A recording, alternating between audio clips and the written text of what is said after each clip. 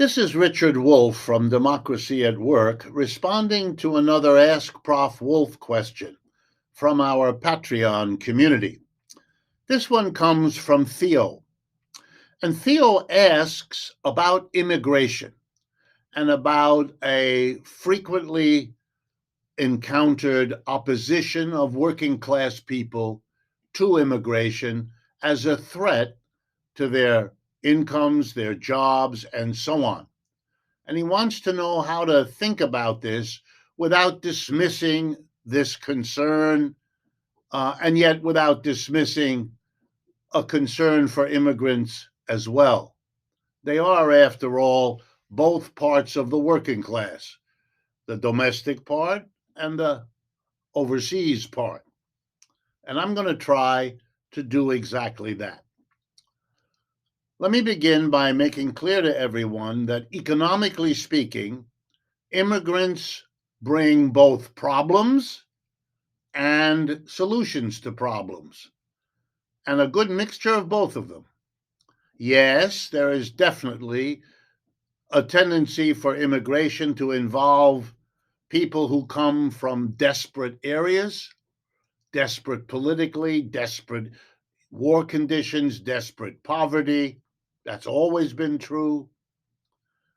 There is a sympathy we all have for immigrants, which is something we should be proud of.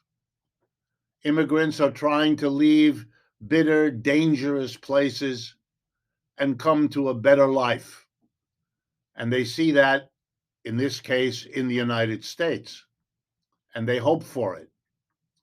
But mostly the people who come are young, men and women, sometimes with children.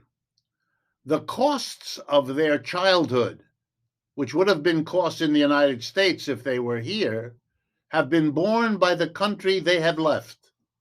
They're coming here mostly as younger people to work, and they're going to work, and when they work, they add to the wealth produced in this country.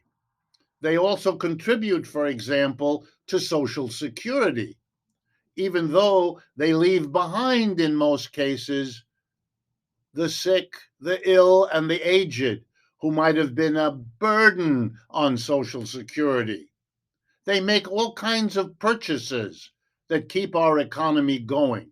I'm stressing their positives because you mostly hear about the negatives, which is an unfair and inaccurate way of understanding. They're mixed. Well, then, what is the story of the immigrants if their impacts are economically mixed? They cost us some, they help us some, which, by the way, is true for most workers, foreign or domestic. But immigration is mostly controlled by capitalism, and this is something people need to understand. Capitalists are forever maximizing profit. They tell us that, and everything shows that they're telling the truth. Profit is the bottom line. Profit is the goal. And one of the ways you get profit is, to quote them again, economizing on labor costs. Okay, here's what that means in simple English. Number one, replacing worker with a machine, a robot, artificial intelligence, a computer, whatever. The second way is to move jobs from the United States, where wages are relatively high, to other parts of the world where they are low. And the third is to bring low-wage workers from other countries into the United States. When we have immigration, it's always because employers see in those immigrants cheapening labor opportunities. But of course, if that's the point, then workers in the United States, seeing jobs filled by immigrants who are paid less, can become upset, rightly so, and bitter, rightly so. They have a choice to blame the employer, who's the force behind it, or to blame the poor immigrant who's trying to best improve life for their families. Unfortunately, many workers choose the easier path. but they're being fooled. Because even if they're successful, as we have been in the United States over recent years under Obama, Trump, and Biden in stopping immigration or reversing immigration, even then, all you're doing is changing the focus of corporations. Instead of cheapening labor by immigration, because that's causing too much of a backlash among American workers and the politicians whose demagoguery builds on that, all that the corporations are then going to do are going to say, okay, we can't cheapen labor by bringing in low wage immigrants. We'll leave. We'll go to China. We'll go to Brazil. We'll go to India, and we'll get the cheap workers there. Or we'll replace them with machines. And then the cry will go up, they're replacing us with machines, or they are exporting our jobs. And if the backlash develops to that, they say, okay, we'll stop exporting jobs and we'll bring in immigrants. And if that's blocked, then they'll focus on automation. The problem of immigration turns out to have behind it the real problem. Capitalists make money. What the social consequences are: more immigration, less immigration, more job exports, less job exports, more automation. All of that's decided as a strategic decision aimed at profit maximization. Profit goes to relatively few of us. Wages is what most of us depend on, wages and salaries.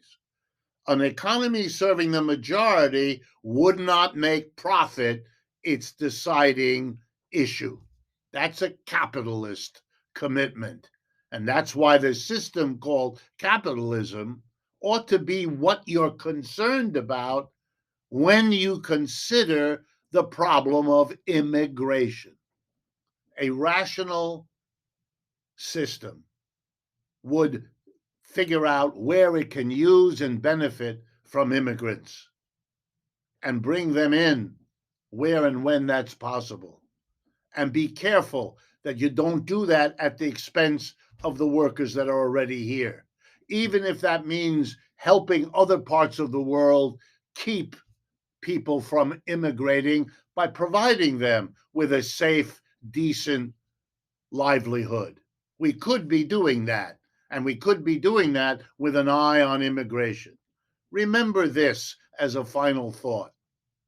Immigrants are people torn out of their homes, the places where they were born, the languages they speak, the communities they're part of, the churches, the schools they are invested in.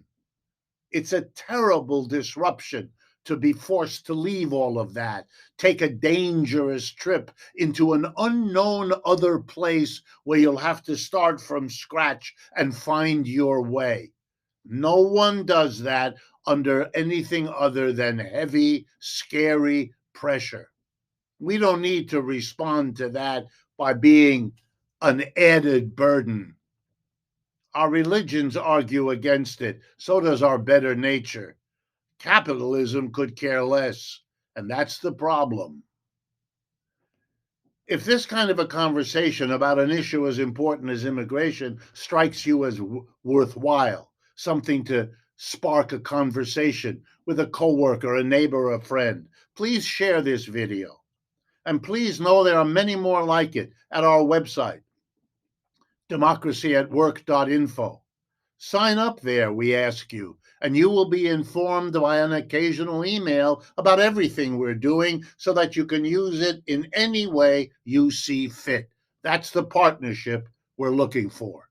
And of course, if you can help us financially defray the costs of producing and distributing these, that will be appreciated as well. Thank you.